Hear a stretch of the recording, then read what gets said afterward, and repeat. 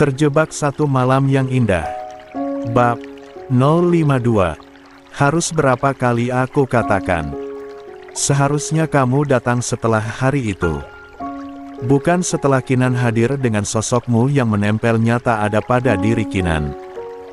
Kenapa kamu berjuang setelah sekian lama aku menunggu? Kenapa? Iya. Aku salah. Aku salah membiarkan kamu sendirian. Membiarkan mama selalu menyakitimu. Dan terus saja percaya bahwa semua akan berubah seiring berjalannya waktu. Aku salah, Aku mengaku aku salah. Tapi, apa tidak ada sedikit pun celah untuk maaf itu?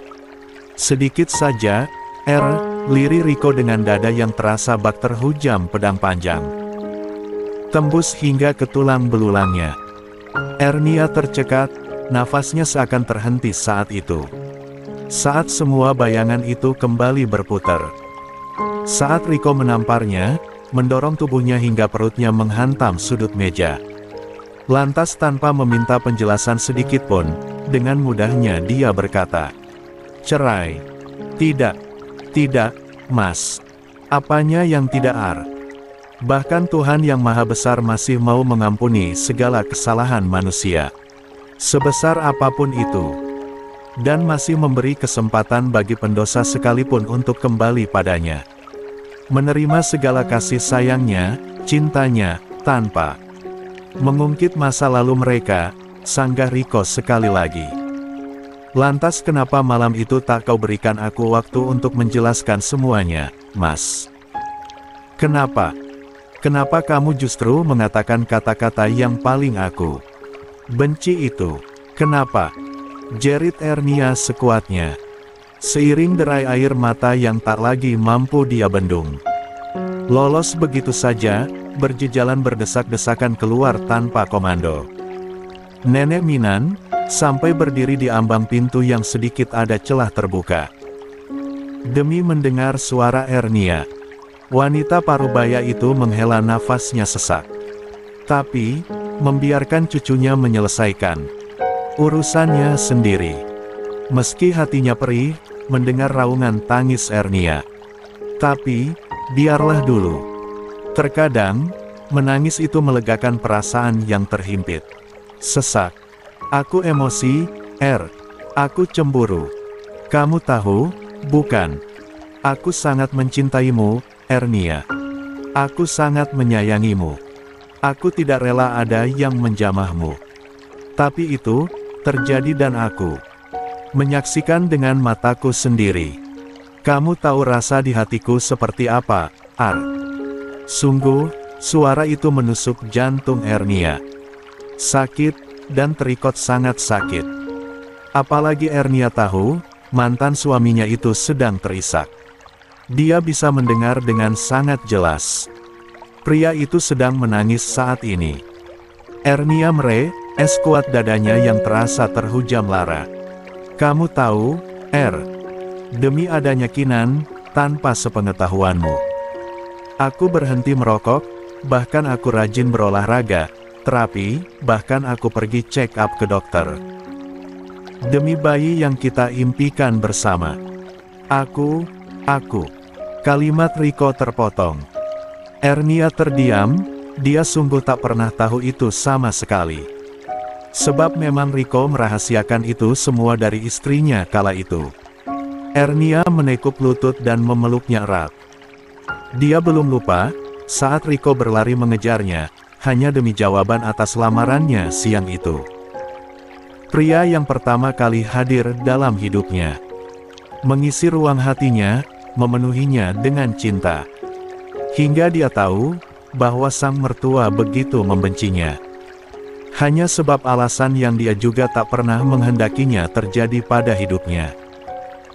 Tapi dia tetap bertahan sebab memang Riko mencurahkan segala cintanya utuh untuknya. Aku sayang kamu. Aku mencintaimu, Ernia, liri Riko, di antara isak. Aku sungguh menyesal telah mengatakannya malam itu. Aku hanya termakan cemburu, Aku sakit, kecewa dengan keadaan yang tak pernah aku bayangkan sama sekali. Riko masih menyuarakan hatinya. Sementara Ernia masih terdiam dengan kecamuk lara yang memenuhi palung hatinya. Dia sadar, jika mungkin dia di posisi Riko, pasti dia juga hancur sehancur-hancurnya. Dia menyadari hal itu sepenuhnya, bahkan sejak malam laknat itu terjadi. Andai aku bisa membencimu, aku ingin melakukannya, Ernia. Andai aku bisa menghilangkan rasa cinta itu dari hatiku. Aku ingin semua rasa itu hilang, Aku sungguh tidak rela, orang yang sangat aku cintai, orang yang terikut aku kasihi, yang sangat aku sayangi. Ada yang menyentuh, bahkan menikmati tubuhnya. Dan kamu pun menikmatinya. Ernia menggigit bibirnya kuat. Hatinya sangat sakit mendengar kalimat itu. Rasanya begitu perih. Iya, itu benar adanya. Kenikmatan yang laknat. Dan hingga kini, kenapa dia seolah justru terikat oleh kenikmatan itu. Ernia kian menggigil, bahunya berguncang hebat. Kata, nikmat, yang Riko katakan bagai sembilu tajam yang sedang menyayat-nyayat hatinya saat ini. Lara, perih, sakit, dan menghujam sangat dalam. Aku memang egois, Egois. Sebab terlalu mencintaimu. Terlalu mendambakan kasihmu. Aku pikir, setelah malam itu, kamu memang bersama pria itu. Menikmati hubungan haram kalian. Sebab tak sekalipun aku melihatmu hadir dalam persidangan. Hatiku hancur, Aku berharap, kamu akan datang untuk meminta maaf. Tapi, hingga akta cerai tercipta, tak sekalipun kamu menampakkan diri. Bahkan semua mobilitas tentangku kamu tutup, ucap Riko sedikit terbata di antara isak dadanya. Berbulan-bulan hidupku kacau. Aku yang tak pernah tahu minuman beralkohol. Sejak malam itu, aku menjadi mengenalnya, bahkan sangat dekat. Dan menjadi sahabat sehari-hari. Rokok yang selama 1 tahun aku perjuangkan untuk tak lagi menyentuhnya. Akhirnya kembali aku hisap. Suara itu meredup, seiring suara isak Ernia yang terdengar pilu. Aku tahu, Mama tak pernah merestui hubungan kita. Tapi, cintaku tak pernah surut sedikitpun untukmu, Kamu tahu itu, bukan? Cukup, Mas. Kumohon cukup. Semuanya bagiku terlambat. Aku tak lagi menghendaki hubungan kita. Aku lelah. Sangkal Ernia di antara isak yang terdengar sangat ironis. Tidak ada kata terlambat, bagi yang masih mau berjuang, Ernia. Dan aku, akan memperjuangkan cinta kita, balas Riko penuh keyakinan. Tapi aku tidak ingin memperjuangkannya lagi, Mas. Aku tak peduli tentang perjuanganmu untuk kita sekarang, Ernia. Sebab aku tahu, perjuanganmu selama 9 bulan lebih menjaga kandungan. Hingga kemudian menjaga bayi kita. Cukup bagiku sebagai bukti. Cinta itu masih tersemat dalam hatimu. Meski kamu sulit mengakuinya, sebab luka yang mendominasi. Cinta itu terkubur rapat, dalam selimut lara. Yang terbalut dalam luka, sebab aku yang telah menciptakan luka itu. Sebab itulah hatimu tertutup rapat, timpal Riko dengan keyakinan hatinya. Aku yang akan berjuang sendiri menggapai kembali hatimu, meraih kembali cintamu. Untukku, untuk kita. Aku, kamu, dan Kinan, imbuhnya pasti. Jelek. Ernia membuka matanya sayup. Dadanya terasa semakin perih. Ibarat luka yang ditabur garam. Ernia tercenung mendengar kalimat mantan suaminya itu. Cinta itu, masih utuh di hatinya. Hati seorang Riko dan Aditya. Pria yang dulu pernah membuatnya berdebar-debar setiap kali mendapatkan tatapannya. Sekalipun mereka telah menikah. Tapi sejak malam itu, pria itu seolah menghilang. menerbangkan semua rasa yang selama ini terpahat rapi dalam hatinya. Menghilang perlahan, bak air laut yang perlahan mengikis kokohnya batu karang. Aku mengejarmu hari itu, saat kamu pergi ke bandara. Tapi terlambat. Dan aku minta maaf untuk itu. Minta maaf, sebab setahun lebih aku tak lagi membisikkan kata cinta untukmu. Membiarkan setahun lebih tidurmu tanpa pelukanku. Dan kamu tahu aku sangat tersiksa sekali, Ernia, lirih Riko. Pria itu berada di dalam kamarnya. Menatap ranjang berukuran king size. Yang dulu merupakan peraduan cintanya bersama Ernia. Meres dadanya yang terasa tertusuk. Ribuan jarum. Sebab peraduan itu hampa dan dingin tanpa sosok Ernia di sampingnya. Aku hampir gila hidup tanpamu, Ernia. Aku sungguh putus asa, raung Riko seraya tergugu. Ernia meraih bantal, menutupi wajahnya dan terisak, menahan sesaknya rasa yang menghimpit dadanya. Andai aku tak ingat bunuh diri itu dosa. Ingin sekali aku mengakhiri hidupku sejak malam itu, Aku sungguh tidak rela, wanitaku menjadi milik pria lain. Aku tidak rela, Ernia, ucap Riko, tulus dari dasar hatinya. Aku mencintaimu, Ernia. Aku sangat mencintaimu, raungnya sekali lagi. Mas, kumohon berhentilah bicara. Kumohon, lirih Ernia, yang wajahnya telah basah air mata. Tidak, aku butuh jawabanmu. Kamu pernah menikahi, Dr. Rossana, bukan? Artinya, kamu pernah move on, Mas. Dan kamu bisa, kan? Sangkal Ernia, seraya menyekat sudut matanya berulang kali. Itu sebab paksaan Mama, Ernia. Bukan keinginanku, bantah Riko, yang seutuhnya jujur. Jika bukan cekokan dan paksaan dari sang mama, Riko tak akan menikahi wanita genit itu. Apapun itu, yang aku tahu kamu bisa melakukannya, Mas. Sudahlah, aku ingin sendiri, Mas. Aku berdoa untukmu. Semoga kamu menemukan wanita yang tidak.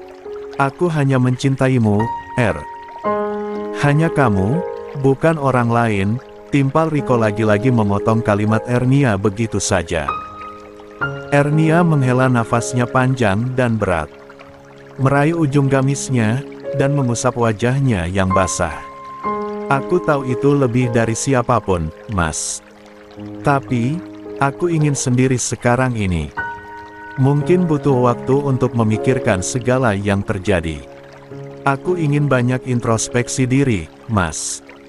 Sebab aku tahu, selama menjadi istrimu, aku belum bisa menjadi pendamping yang sesuai kriteria kamu, Kamu adalah sosok istri sempurna bagiku, Sebab itu, hingga kini, kau bukan hanya sekedar indah bagiku, Ernia. Tapi, tak akan terganti, ucap Riko dengan segenap jiwanya. Ernia terdiam, sebuah ketukan dari arah pintu terdengar. Ernia menoleh, seraya mengusap wajahnya cepat. Kedua sudutnya segera terangkat. Saat wajah bayi tampannya datang kepadanya. Nangis, tanya, Ernia. Enggak sih, Cuma kelihatannya ngantuk dia. Meringik terus dari tadi, ujar Lena. Seraya meletakkan bayi Kinan ke pangkuan Ernia. Coba kamu kasih ASI, imbuh Tante Lena. Kinan, sudah menggapai-gapai sang ibu. Ernia meletakkan ponselnya yang masih terhubung dengan Riko. Fokus dengan bayinya, yang terlihat membutuhkannya. Lena masih terduduk di tepian ranjang. Ya sudah, Tante pulang dulu, ya. Baik Kinan, Nenek pulang dulu, ya. Lena segera pergi, setelah menutup rapat pintu kamar Ernia. Kamar yang merupakan kamar ayahnya sewaktu dulu. Dia tidak mau diajak tinggal bersama Lena. Sebab ingin tinggal bersama sang kakek juga neneknya. Saat dia senggang, dan Kinan sedang dibawa tantenya, Ernia akan membongkar album foto sang ayah, yang terdapat gambar diri saat beliau masih muda. Lantas foto pertunangan Mama Arumi dan Papa Mahe. Ernia tersenyum, saat melihat sosok yang sangat mirip dengannya. Bahkan sama persis dengan dirinya. Ma. Ernia tersentak kaget, sebab lupa jika dia sedang berbicara dengan mantan suaminya tadi. Ernia meraih ponselnya, dan kembali mendengarkan suara yang dulu adalah suara yang mendamaikan hatinya. Maaf, Mas. Kinan mau mik dulu, ya, ujarnya. Berharap pria itu akan memutuskan sambungan ponselnya. Aku tunggu, deh. Jangan suruh bobo dulu Ki, bilang, papanya kangen. Ernia tersenyum kecut mendengar kalimat Riko. Sungguh, kalimat manis itu pernah mereka kelakarkan bersama, dulu. Dan kini terwujud, tapi dengan keadaan yang berbeda. Ernia menggeleng pelan seraya menahan perih yang menjalar dalam hatinya. Kalau sudah mengantuk kenanya ya besok lagi lah, Mas. Kasian, kan kalau dipaksa. Suruh melek, alibi Ernia. Ya video call sama mamanya Kinan juga Papa Kinan mau, kok. Kan, Papa Kinan kangen juga sama mamanya Kinan, bujuk Riko, membuat Ernia tersenyum kian pahit. Sudahlah, Mas. Jangan bicarakan itu lagi. Aku hubungi nanti setelah Kinan kenyang, ya, ujarnya. Enggak, aku mau tunggu aja, tolak Riko. Kalau aku ketiduran, gimana? Enggak apa-apa, aku temenin kamu tidur. Aku kangen ngelonin kamu tidur, jangan mulai deh. Sudah, matikan dulu. Aku mau kasih anak kamu Nen dulu. Paksa Ernia sedikit kesal. Papa Ki juga kangen Nen, loh, goda Riko sekali lagi. Mas, aku matiin lo ini, kesal Ernia menahan rona wajahnya yang pasti membuat wajahnya kini memerah.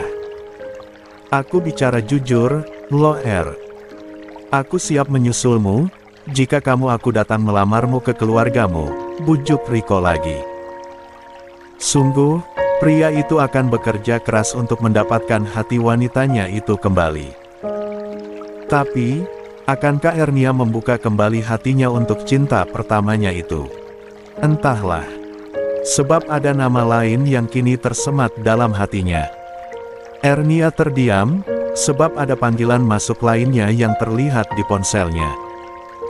Nama Mas Awan terpampang di layar benda pipih miliknya itu. Ernia tercekat, sementara Riko tak mau mengakhiri panggilannya.